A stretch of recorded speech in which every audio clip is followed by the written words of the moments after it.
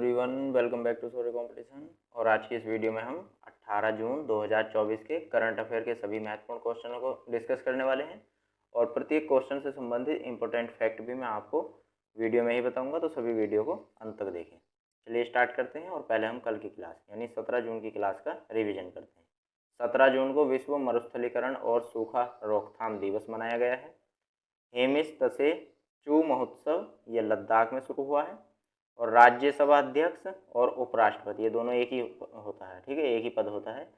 और जो इस समय कौन है, जगदीप धनखड़ जो हो ये हमारे उपराष्ट्रपति हैं और ये राज्यसभा के अध्यक्ष भी हैं। इन्होंने भारतीय विभूतियों के सम्मान के लिए प्रेरणा स्थल का उद्घाटन किया है और भारतीय वायुसेना ने अपने पहले बहुराष्ट्रीय सैन्य अभ्यास जिसका नाम है तरंग शक्ति 2024 की मेजबानी करेगी। और उत्तराखंड राज्य के बिनसर वन्यजीव अभ्यारण्य में हाल ही में आग लगी थी अभी। और विश्व में भारत नाइट्रस ऑक्साइड जिसका फॉर्मूला है N2O, इसको लाफिंग गैस या फिर बेहोश करने वाली गैस भी कहा जाता है, ठीक है। और ये ग्रीन हाउस गैस होती है, ठीक। तो नाइट्रस ऑक्साइड का दूसरा सबसे बड़ा उत्सर्जक देश बन गया है, मतलब नाइट्रस ऑक्साइड उत्सर्जित करने वाला दूसरा सबसे बड़ा देश बन गया है विश्व में भारत, ठीक। पहले नंबर पर है चीन। और सिरिल रामाफोसा ये दोबारा से दक्षिण अफ्रीका के राष्ट्रपति ने चुना गया है। वर्ल्ड बैंक ने ग्रेटर चेन्नई कॉरपोरेशन को शून्य अपशिष्ट लक्ष्य प्राप्त करने में सहायता की है। और भारत के विशाखापट्टनम पोर्ट यानी विशाखापट्टनम बंदरगाह ने विश्व बैंक के कंटेनर पोर्ट प्रदर्शन सूचकांक 2023 में शीर्ष जो हो 20 में स्थान प्राप्त किया है। कौन सा, 19वीं रैंक पर, मतलब 19वां स्थान प्राप्त किया है। और जोमैटो ने मुंबई में गिनीज वर्ल्ड रिकॉर्ड बनाया है। तो दोस्तों, अगर आप इस क्लास को डिटेल में देखना चाहते हो, इसका लिंक डिस्क्रिप्शन में दिया है, आप जाकर देख सकते हो। और करंट अफेयर की ऐसी ही और क्लासों को देखने के लिए, डेली देखने के लिए जो हो ऐसी ही क्लासों को आप हमारे चैनल के साथ जुड़कर चैनल को सब्सक्राइब और बेल आइकन को अवश्य ऑन कर लें। और वीडियो को अगर अभी तक आपने लाइक नहीं किया है तो लाइक बटन पर क्लिक करके वीडियो को अवश्य लाइक कर दें। चलिए बढ़ते हैं आज के करंट अफेयर के पहले क्वेश्चन पर। हाल ही में ऑटिस्टिक गौरव दिवस ये कब मनाया गया है? सही आंसर ऑप्शन नंबर सी 18 जून। 18 जून को ऑटिस्टिक गौरव दिवस मनाया गया है। और दोस्तों पहली बार ये दिवस जो हो 2005 में मनाया गया था। और ये दिवस ऑटिस्टिक लोग जो होते हैं, ऑटिस्टिक लोग मतलब कम उम्र के लोग, ठीक है, तो उनके लिए मनाया जाने वाला एक गौरव दिवस है। नेक्स्ट देखते हैं, ये जून महीने के सभी इम्पोर्टेंट डेज लिखे हैं। जैसे 1 जून को विश्व तंबाकू दिवस मनाया गया है। 2 जून को तेलंगाना स्थापना दिवस मनाया गया है। 5 जून को विश्व पर्यावरण दिवस मनाया गया है, काफ़ी इम्पोर्टेंट है, काफ़ी सारे एग्जाम में पूछा गया है। 7 जून को विश्व खाद्य सुरक्षा दिवस मनाया गया है। 8 जून को विश्व महासागर दिवस के रूप में मनाया गया है। 9 जून को विश्व प्रत्यायन दिवस मनाया गया है। 12 जून को विश्व बाल श्रम निषेध दिवस मनाया गया है। 13 जून को अंतर्राष्ट्रीय एल्बिनिज्म जागरूकता दिवस मनाया गया है। दोस्तों ये एल्बिनिज्म जो होता है ये एक बीमारी है, तो इसी बीमारी से अवगत कराने के लिए 13 जून को अंतर्राष्ट्रीय एल्बिनिज्म जागरूकता दिवस मनाया गया है। 14 जून को विश्व रक्तदान दिवस मनाया गया है, रक्त की महत्वता के बारे में।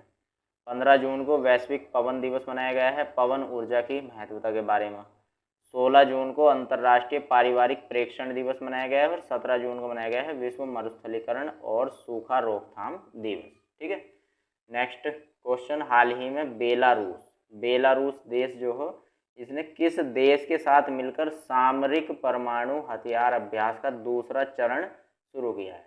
तो बेलारूस और हाल ही में ऑप्शन नंबर बी सही है, बेलारूस और रूस, इन दोनों देशों ने मिलकर सामरिक परमाणु हथियार अभ्यास का दूसरा चरण शुरू किया है। रूस दोस्तों जिसकी राजधानी है मॉस्को, प्रधानमंत्री है मिखाइल मिशुस्टिन जो हाल ही में दोबारा से नियुक्त हुए हैं। और राष्ट्रपति हैं व्लादिमीर पुतिन। नेक्स्ट और देखते हैं रूस के बारे में इंपॉर्टेंट पॉइंट। रूस ने सामरिक परमाणु हथियार एक्सरसाइज की घोषणा की है। और अब देखो जो क्वेश्चन बना है ये इसका दूसरा चरण स्टार्ट भी कर दिया है, सामरिक परमाणु हथियार अभ्यास का, ठीक है। और मिखाइल मिशुस्टिन ये रूस के दोबारा से पीएम बने हैं। भारतीय सेना को रूस से पोर्टेबल ईगलायस वायु रक्षा प्रणाली मिली है। रूस ने ब्रिटिश अंटार्कटिक क्षेत्र में बड़े पैमाने पर तेल और गैस भंडार की खोज करने का दावा किया है। आर्मेनिया ने रूस के नेतृत्व वाले सामूहिक सुरक्षा संधि संगठन से बाहर निकलने की घोषणा की है। सामूहिक सुरक्षा संधि संगठन के बारे में हमने अपनी पिछली क्लासों में जो है अच्छे तरीके से डिस्कस कर रखा है, तो आप पिछली क्लास इसके बारे में अच्छे तरीके से जानने के लिए पिछली क्लासों को अवश्य देखें। और भारत ने रूस से S-400 मिसाइल स्क्वाड्रन खरीदे हैं। रूस ने तालिबान को अपनी आतंकवादी संगठनों की सूची से हटाने की घोषणा की है। और दोस्तों, इससे पहले कजाकिस्तान ने 2023 में तालिबान को अपनी आतंकवादी संगठनों की सूची से हटा दिया था। और रूस ने भारत को अगली पीढ़ी का परमाणु ईंधन देने की घोषणा की है। ठीक है, नेक्स्ट क्वेश्चन, हाल ही में निम्न में से किसने जोखिम प्रबंधक पुरस्कार 2024 जीता है? सही answer option number B, RBI, Reserve Bank of India. स्थापना हुई थी 1 अप्रैल 1935 को। 1 अप्रैल 1935 को स्थापना हुई थी। और वर्तमान गवर्नर की अगर हम बात करूं, वर्तमान गवर्नर तो शक्तिकांत दास जो हो वर्तमान गवर्नर हैं RBI के। ठीक है, बस इतना ही इम्पोर्टेंट पूछा जा सकता है इस क्वेश्चन से, और ज़्यादा नहीं।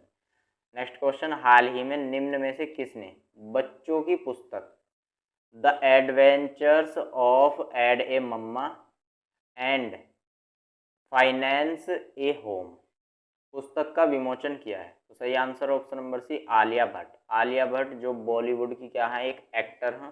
ठीक है, तो इन्होंने इस पुस्तक का क्या किया है, विमोचन किया है। ये पुस्तक जो हो एक माँ के एडवेंचर्स के बारे में, मतलब बच्चों को माँ जो हो किस तरीके से हैंडल करती है, ठीक है, और घर की फाइनेंस जो कंडीशन हो उनको किस तरीके से एक माँ मेंटेन रखती है, उन सभी मुद्दों के बारे में जो हो इस पुस्तक में आलिया भट्ट ने अच्छे तरीके से जो हो डिस्कस किया है। ठीक है, नेक्स्ट क्वेश्चन, नेक्स्ट और देखते हैं। लक्ष्मी मुर्देश्वर, इन्होंने स्वैलोविंग द सन ये पुस्तक लिखी है। गीता सिंह ने राम मंदिर पुस्तक लिखी है। विवेक अग्निहोत्री, इन्होंने द बुक ऑफ लाइफ ये पुस्तक लिखी है। अमृत माथुर, इन्होंने पिच साइड पुस्तक लिखी है। और चित्रा बनर्जी, जो मैंने आपको ऑप्शन में भी दिया था, चित्रा बनर्जी। ठीक है, तो इन्होंने एन अनकॉमन लव लिखी है। और गोटबाया राजपक्षे, ये भी ऑप्शन का नाम है, इन्होंने द कॉन्स्पिरेसी पुस्तक लिखी है। ठीक है, नेक्स्ट क्वेश्चन, हाल ही में किस देश ने यूक्रेन शांति शिखर सम्मेलन विज्ञप्ति पर हस्ताक्षर करने से मना कर दिया? तो सही answer option number A, Bharat. Bharat ने यूक्रेन शांति शिखर सम्मेलन विज्ञप्ति पर हस्ताक्षर करने से मना कर दिया है।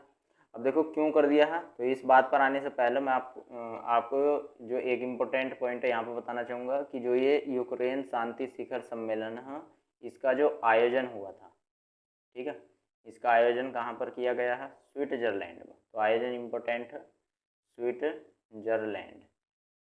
ठीक है, स्विट्जरलैंड देश में इसका क्या किया गया है, आयोजन किया गया है यूक्रेन शांति शिखर सम्मेलन, जिसमें 100+ देशों ने क्या किया था, भाग लिया था। ठीक, तो इसमें हमारा देश भारत भी सम्मिलित हुआ था।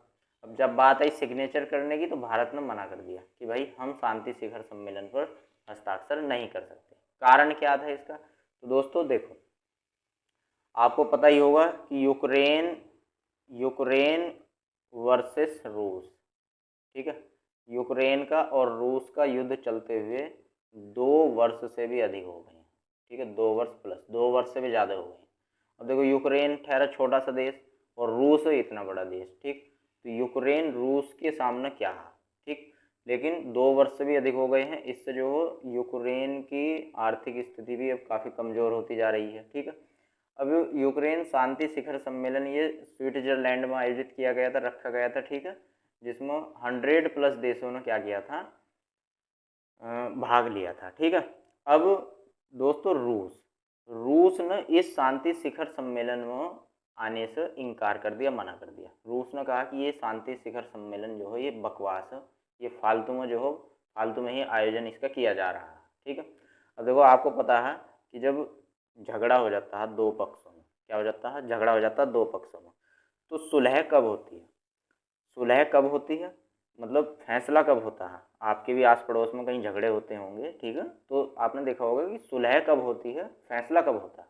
तो फैसला करने के लिए दोनों पक्षों को जो हो फैसला करने के लिए तत्पर होना होता है, ठीक है।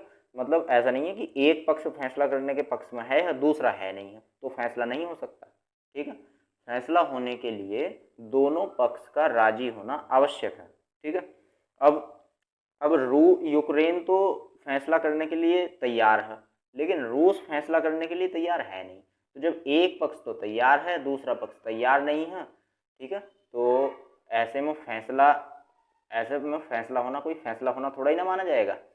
तो भारत ने इस ही वजह से, क्योंकि रूस मतलब दूसरा पक्ष जो हो रूस, ठीक है, वो इस शांति शिखर सम्मेलन में सम्मिलित ही नहीं हुआ, और तो जब दूसरा पक्ष सम्मिलित ही नहीं हुआ तो सिग्नेचर करने का फ़ायदा ही क्या, ठीक है।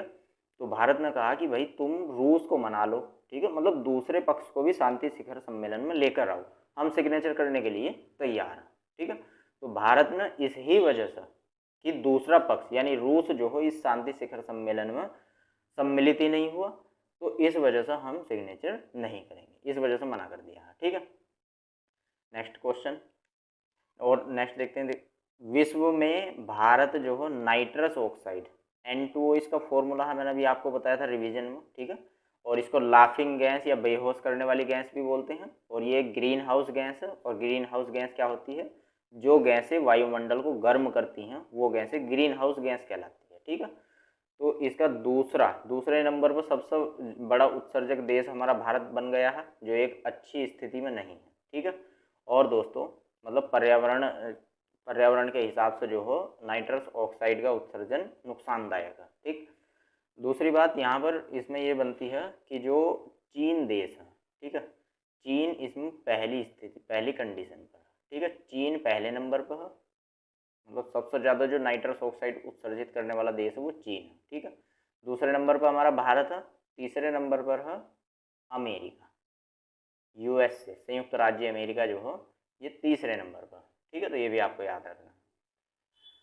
और भारत ने भूस्खलन से प्रभावित पापुआ न्यू गिनी को मानवीय सहायता भेजी है। और इससे पहले जब भूस्खलन हुआ था पापुआ न्यू गिनी में, तो भारत ने पापुआ न्यू गिनी को $1 बिलियन कितने $1 बिलियन की भी सहायता दी थी, और अब मानवीय सहायता भी भेजी है, ठीक है।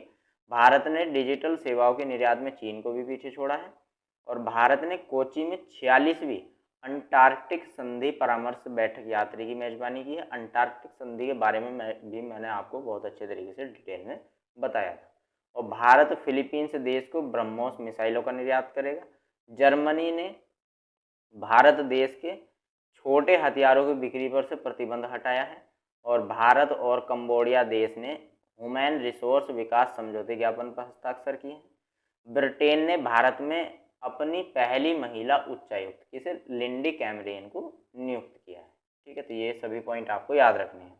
नेक्स्ट क्वेश्चन, हाल ही में भारतीय रेलवे ने किस नदी पर विश्व के सबसे ऊंचे रेलवे पुल पर पहला सफल ट्रायल किया है, मतलब रेल चलाई है विश्व के सबसे ऊंचे पुल पर, ठीक है। तो ये जो पुल है ये किस नदी पर है ये हमें बताना।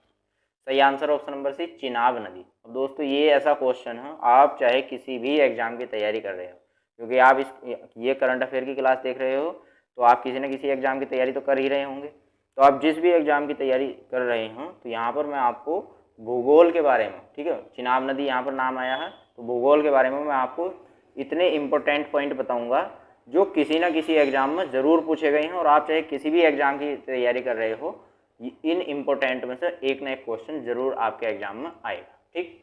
तो सबसे पहली बात तो दोस्तों ये चिनाब नदी, इसका उद्गम स्थल क्या है, उद्गम स्थल, ठीक है। सबसे पहली बात उद्गम स्थल, ठीक। तो उद्गम स्थल, अब देखो इसका उद्गम स्थल है बाड़ा लाचाला दर्रा, क्या, बाड़ा लाचाला दर्रा, ठीक है। बाड़ा लाचाला दर्रा यहीं से चिनाब नदी का क्या होता है, उद्गम होता है, ठीक है, यहीं से निकलती है चिनाब नदी।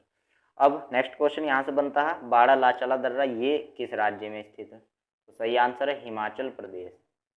हिमाचल प्रदेश में बाड़ालाचाला दर्रा स्थित है। ठीक है, तो दूसरा क्वेश्चन यहाँ से यही बन सकता है कि बाड़ालाचाला दर्रा किस राज्य में स्थित है भारत के, तो हिमाचल प्रदेश में स्थित है। ठीक है, तीसरा क्वेश्चन ये बन सकता है, ये बाड़ालाचाला दर्रा किसको किससे जोड़ता है, तो किसको किससे जोड़ता है, सही आंसर है ऑप्शन लेह को मनाली से, लेह को मनाली से जोड़ता है बाड़ालाचाला दर्रा। 3 क्वेश्चन हो चुके हैं यहाँ पर हमारे। ठीक, चौथा क्वेश्चन हमारा यहाँ से ये बनेगा कि जो चिनाब नदी है इसकी सहायक नदी कौन सी है, सहायक नदी। ठीक है, सहायक नदी, तो इसकी सहायक नदी है एक तो रावी नदी, कौन सी, रावी नदी, और दूसरी झेलम नदी। मैंने वैसे क्वेश्चन ऑप्शन में भी ये रखे हुए हैं दोनों नाम। ठीक है, रावी नदी और झेलम नदी ये चिनाब नदी की क्या है, सहायक नदी है। ठीक है, इतनी बात समझ में आ गई आपकी।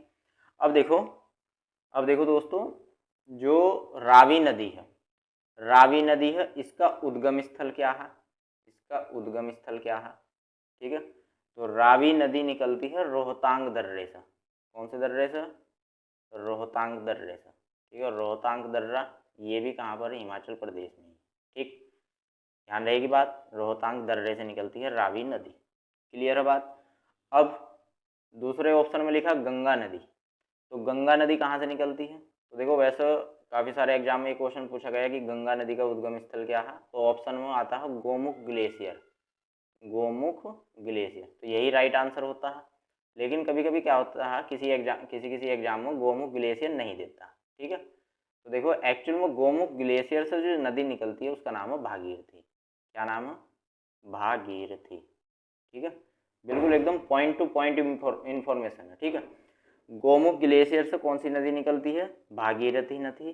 ठीक है, और दोस्तों भागीरथी नदी इससे निकल रही है गोमुख ग्लेशियर से, और जो सतोपंथ ग्लेशियर है, कौन सा ग्लेशियर, सतोपंथ, ध्यान से देखते रहिए, सतोपंथ ग्लेशियर। ठीक है, इस सतोपंथ ग्लेशियर से नदी निकलती है अलकनंदा, कौन सी, अलकनंदा, अलकनंदा नदी। ठीक है, अलकनंदा नदी। ठीक, अलकनंदा नदी निकलेगी किससे, सतोपंथ ग्लेशियर से, और भागीरथी नदी किससे निकलती है, गोमुख ग्लेशियर से। ठीक है, ये दोनों नदी एक स्थान है देवप्रयाग, देवप्रयाग, तो देवप्रयाग में आकर मिल जाती हैं दोनों नदी, अलकनंदा नदी और भागीरथी नदी, और यहीं पर देवप्रयाग में इसका नाम पड़ा है क्या, गंगा नदी। ठीक है, तो देवप्रयाग अगर ऑप्शन में है, ठीक है, तो वो गोमुख ग्लेशियर नहीं देगा, और अगर दोनों देता है तो गोमुख ग्लेशियर को आप पहले फर्स्ट प्रायोरिटी देंगे, देवप्रयाग को दूसरे नंबर पर। ठीक है, और अगर गोमुख ग्लेशियर नहीं है तो फिर देवप्रयाग आपका सही आंसर हो जाएगा। तो देखो कितने सारे क्वेश्चन यहाँ पर बन चुके हैं। अभी और सुनिए, देखो 1960 ईस्वी में एक समझौता हुआ था जिसका नाम था सिंधु जल समझौता, सिंधु जल समझौता, ये काफ़ी इंपॉर्टेंट है, सिंधु जल समझौता। ठीक है, 1960 ईस्वी में समझौता हुआ था सिंधु जल समझौता। ये किस किस के बीच हुआ था, ये भारत के और पाकिस्तान के बीच में हुआ था। किसके, भारत के और पाकिस्तान के। ठीक, भारत के और पाकिस्तान के बीच में क्या हुआ था, सिंधु जल समझौता हुआ था। ठीक है, अब ये सिंधु जल समझौता क्या था, तो देखो इस समझौते के अनुसार जो हो 3 नदी, कौन कौन सी, एक तो रावी नदी, ठीक है, दूसरी व्यास नदी, तीसरी सतलज नदी, ये तीनों नदी जो हों, इन तीनों नदी का 80% पानी, कितना, 80% जल जो हो वो भारत यूज करेगा, और 20% जल जो हो, 20% जो हो वो पाकिस्तान यूज करेगा। क्लियर है बात, 80% जल रावी, व्यास और सतलुज का कौन, भारत यूज करेगा, और 20% जो हो कौन, पाकिस्तान यूज करेगा। ठीक है, नेक्स्ट, और दूसरी 3 नदी जो हो कौन कौन सी, एक सिंधु नदी, सिंधु नदी, ठीक है, दूसरी चिनाब नदी जिसके बारे में अभी क्वेश्चन लिखा हुआ है ये, ठीक है, चिनाब नदी, और झेलम नदी जो किसकी, चिनाब नदी की क्या है, सहायक नदी है। ठीक है, इन तीनों नदी का पानी 80% पानी तो यूज करेगा कौन, पाकिस्तान, 80% पानी यूज करेगा कौन, पाकिस्तान, और इन तीनों नदियों का 20% पानी यूज करेगा भारत। दोस्तों स्लाइड काफ़ी इम्पोर्टेंट है। आप चाहे किसी भी एग्जाम की तैयारी कर रहे हो, भूगोल का एक क्वेश्चन यहाँ से जरूर मिलने वाला है। ठीक है, चलिए नेक्स्ट देखते हैं। हाल ही में किस देश के वैज्ञानिकों ने सौर घूर्णन में एक नया पैटर्न खोजा है? सही आंसर ऑप्शन नंबर बी, चीन। चीन जिसकी राजधानी है बीजिंग। तो चीन के वैज्ञानिकों ने सौर घूर्णन में एक नया पैटर्न खोजा है। और इम्पोर्टेंट पॉइंट देखते हैं चीन के। चीन ने ताइवान के चारों ओर बड़े पैमाने पर सैन्य अभ्यास शुरू किया है। क्यों? क्योंकि चीन के अभी राष्ट्रपति बने हैं, ताइवान के राष्ट्रपति बने हैं अभी लाई चिंग ते। तो चीन ने पहले ही इनके राष्ट्रपति बनते के साथ ही एक नया दबदबा दिखाया है।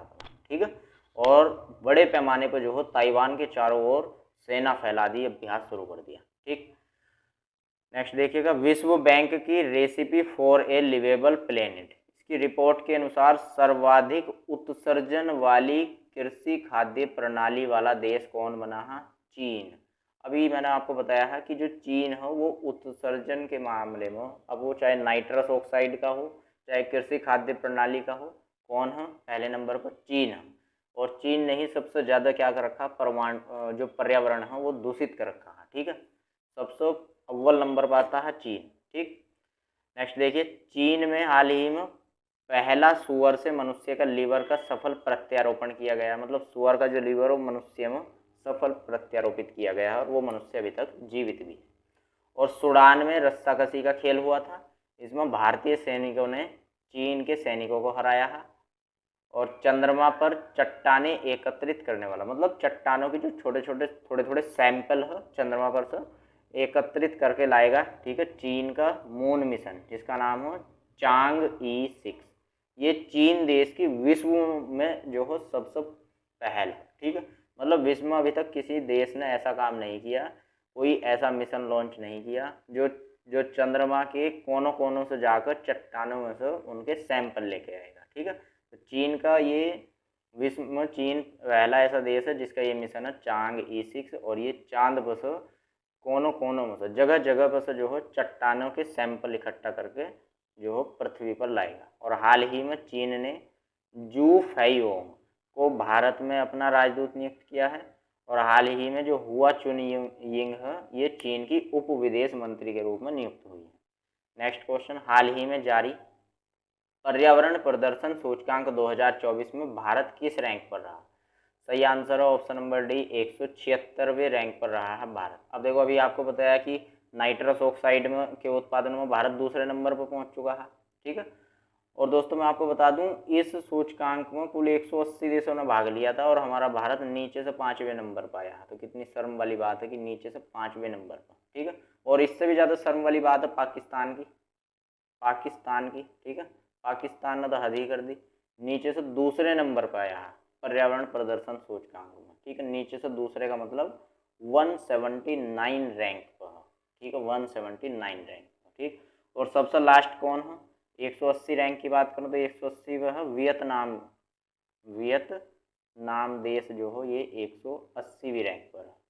ठीक, और दोस्तों अगर हम पहली रैंक की बात करूँ, इसमें पहली रैंक पर कौन सा देश है? तो एस्टोनिया देश पहली रैंक पर है इसमें। ठीक है, चलिए नेक्स्ट देखते हैं। ग्लोबल जेंडर गैप इंडेक्स 2024 की हाल ही में रिपोर्ट जारी हुई थी। इसमें भारत की 129वीं रैंक रही है।